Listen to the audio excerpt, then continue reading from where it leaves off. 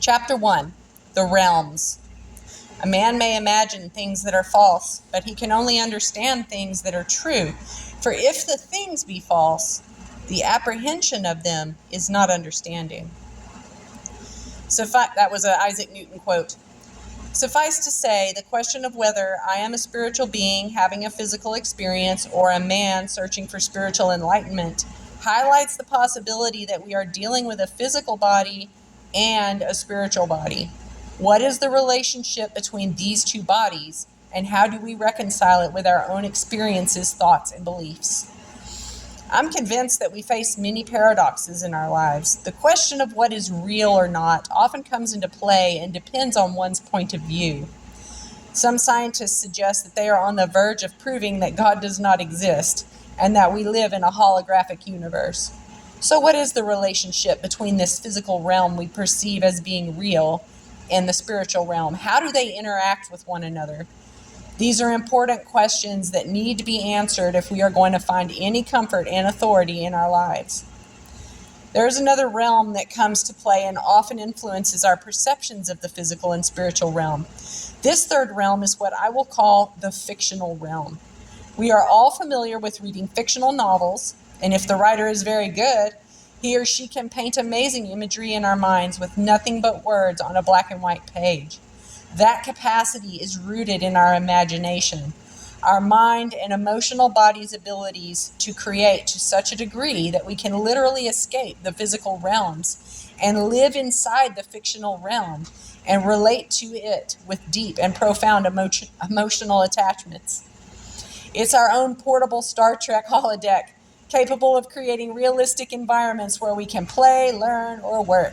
And it's contained within us, our own minds at all times. One challenge I see in today's world is that the line between the physical realm and the fictional realm has been blurred considerably. Our ability to create to such a degree has allowed mankind to form social structures that exist only in our minds. This is important, guys. It has allowed us to organize billions of people to form countries, corporations, societies, and governments of all kinds, and with an amazing level of complexity. The power of our imagination and emotions creates such a strong and profound attachment to the fictional world, that many people dedicate their lives to the service and protection of these fictional entities. We associate characteristics to these entities and treat them as a person even though they don't physically exist. I ask you, how many bottles of pop did Coca-Cola produce and sell last year? Would it surprise you if I told you none? In fact, people did all the work. They produced all the cans and product. They got out there and marketed and sold all that pop. The corporation did nothing because it does not exist. It is nothing but a piece of paper sitting in an office building somewhere, used to do one thing: organize billions of people around a single idea. Billions of people relate and personify it on a daily basis in order to work together as a team, controlled by a small group of people. All these entities don't physically exist, but rather are projected from our own imaginations into the physical world, where groups of people can then work together to accomplish amazing things. This has occurred for so long that our own fictional creations have now taken on a life of their own, and we believe it so blindly that the vast majority of people actually believe that they exist. In fact, it is so powerful. People are now relating to and living the lives of these fictions, and they have completely forgotten who they really are. Let me explain this to you in another way. Here's a picture of a famous optical illusion. Well, you're not going to be able to see that picture because I'm not a good enough video maker to put that on there. Maybe I'll be able to put it on there. I don't know.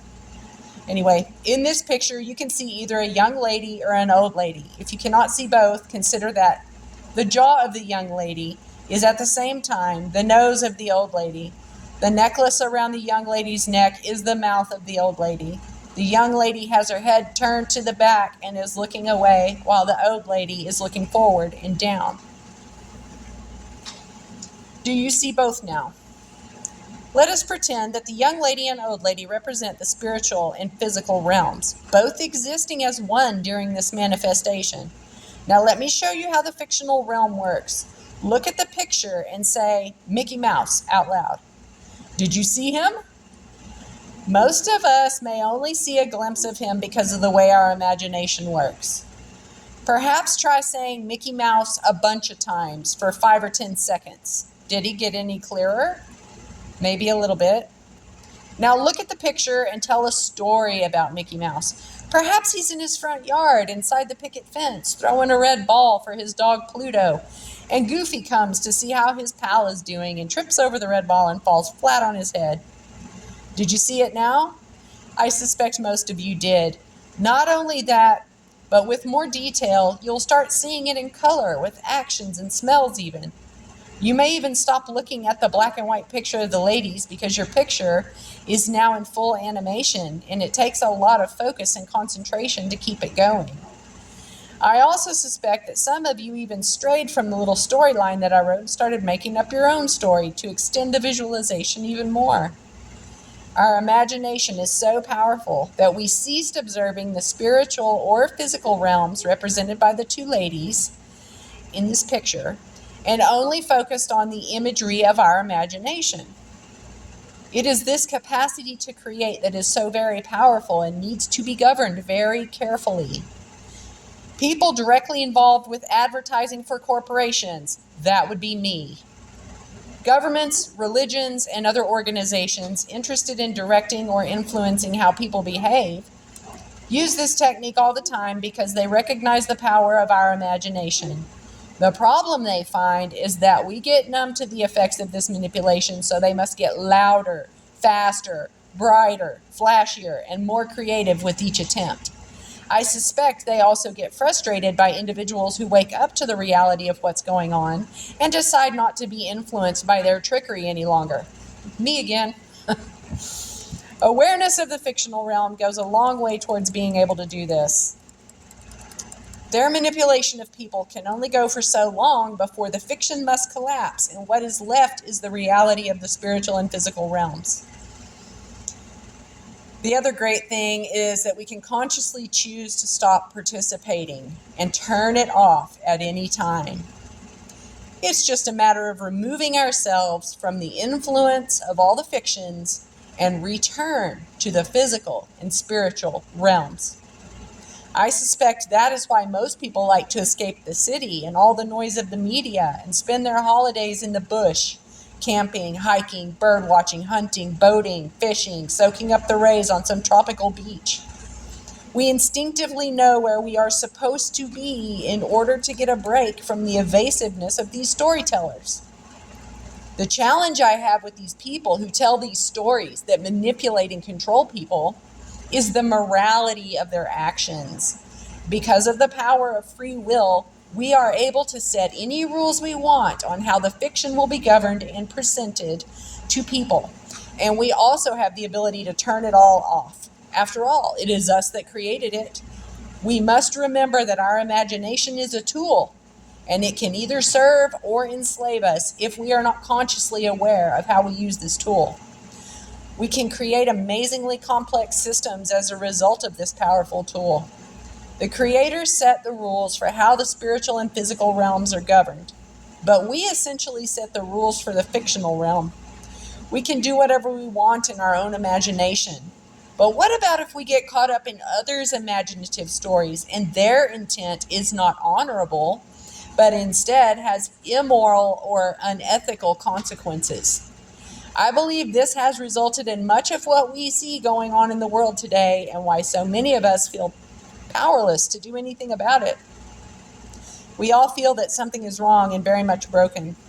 We all know that we need to change it. But how can you get 7 billion people to change their belief structures when those same 7 billion creators are responsible for creating this masterpiece?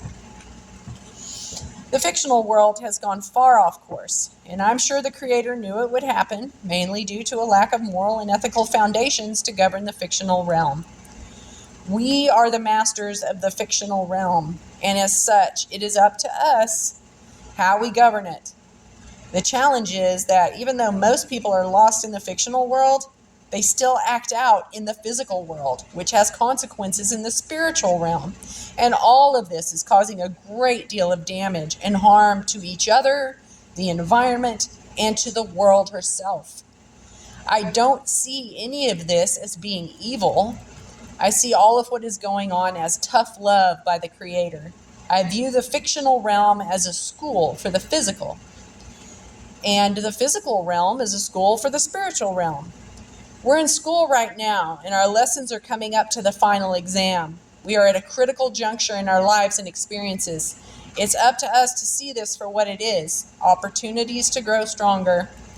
I firmly believe that just as gravity provides resistance for our muscles, so too does all that's going on today provide resistance so that we may grow stronger mentally, emotionally, and most importantly, spiritually.